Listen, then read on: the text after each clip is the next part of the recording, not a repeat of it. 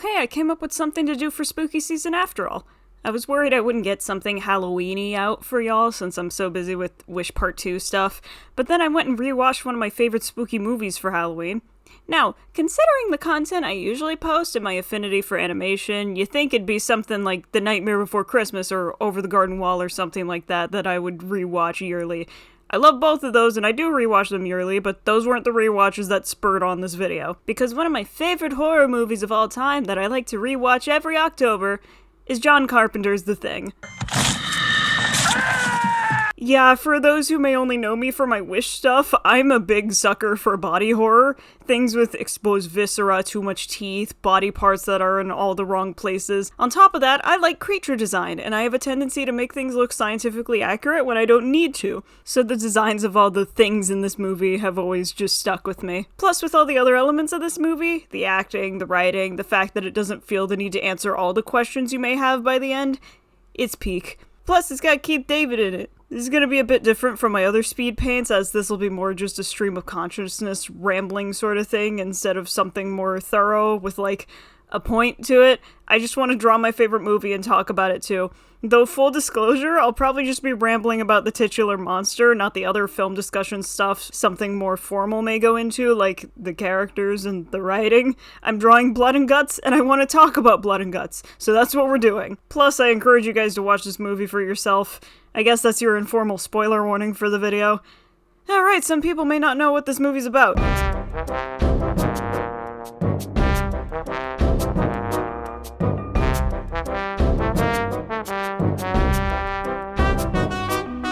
So, The Thing centers around this American research outpost in Antarctica, which is being assailed by this alien monster simply known as The Thing. There's really not a better name to call it, it sure is a thing. The whole gimmick of this creature is that it can assimilate and imitate other life forms, meaning if you get infected with any of its blood or fluids, its cells can take over your body's cells until there's nothing left but the imposter. Yeah, it only took so long until we got an Among Us joke. So half of this movie is about the monster and the other half is watching this group of men slowly grow more paranoid as they each get picked off one by one, both by the monster and their fellow co-workers. It's up to interpretation how the whole assimilation thing works from the point of view of the host, like whether or not it's just the thing acting on its own accord and completely playing pretend the whole time or not. I've always been a fan of the theory that you're unaware of what's happening until it's too late. Maybe the thing cells make you act a certain way to facilitate its spread, like how rabies can make certain wild animals more docile so they're more likely to approach other animals and spread the disease, but for the most part you're unaware of what's going on until the thing gets found out. There's a 2011 prequel film that's fine. One of the few original elements that I liked about the prequel is how one of the people infected starts moaning and crying out in pain as they slowly transform into a thing. Like, is that just the monster making noises? Or is the host conscious as their body suddenly turns on them? One of my favorite details from the original movie that I see people joke about on Tumblr is how funny it is that the thing is really good at acting normal and human, until it gets caught, and then suddenly it loses its mind and explodes into a writhing pile of blood and guts. But one detail I like about one of these reveals is what happens with Palmer. It's known by this point in the film that every part of a thing is alive. That's how Palmer gets figured out, after all. They come up with the idea to stick a hot wire into blood samples from everyone at the base, and if the blood reacts, they're a thing. This also led me to realize that probably one of the easier ways for someone to get infected is via bodily fluids. I mean, earlier in the movie when the dog first shows up at the facility, the first thing it does is try to lick one of the men in the face. If you go in not knowing the dog is a thing, it's easy to see this as just a dog being a dog, but considering the dog was still in danger of being gunned down right there, it's entirely possible it was trying to infect another host before its current host was killed. And here, when Palmer gets found out, his face starts swelling and bursts, pouring blood all over the place. It's important to note that he's tied to a couch with two other people, so close to them that they immediately try to get out of their restraints so Palmer thing doesn't kill them. Am I stupid for thinking he's trying to bleed on at least one of them to try and infect them before he inevitably gets taken out? And then right after this, he bites a guy on the face before throwing him into a wall, which doesn't kill him,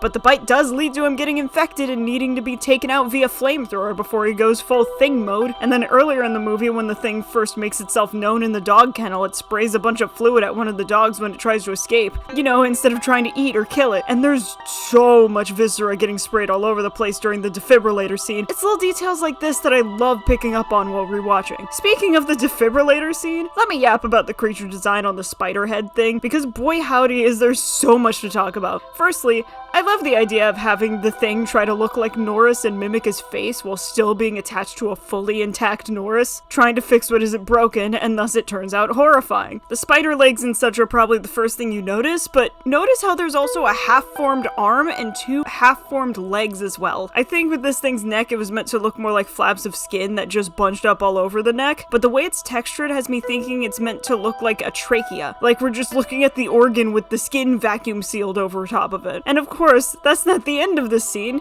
When the others set the spider on fire, Norris's head detaches from his body and slinks away across the floor, and then sprouts legs and tries to escape on foot before they catch it and burn it. I think the big thing that makes me appreciate the creature design and monsters in this movie even more is that this thing was released in 1982.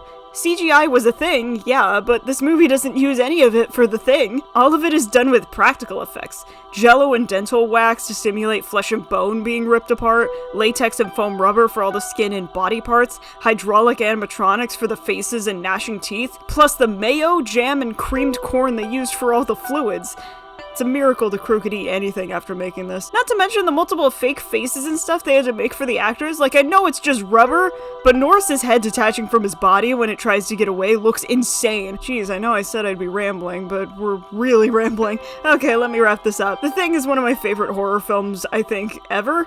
It's not afraid to be absolutely insane with its creature design, and the practical effects hold up wonderfully today. The writing of all the characters as they slowly start to turn on each other in an attempt to keep the thing from infecting the mainland is also skillfully done. Like I said, I didn't want to delve into that as much as the more superficial monster stuff because, again, I'd highly recommend you watch the movie for yourself, though I suppose if you've made it to the end, you've already been spoiled a bit. Oops. Well, still, go watch the movie if you have the time. Or don't. I know the blood and guts aren't for everyone. Happy October! Okay, bye.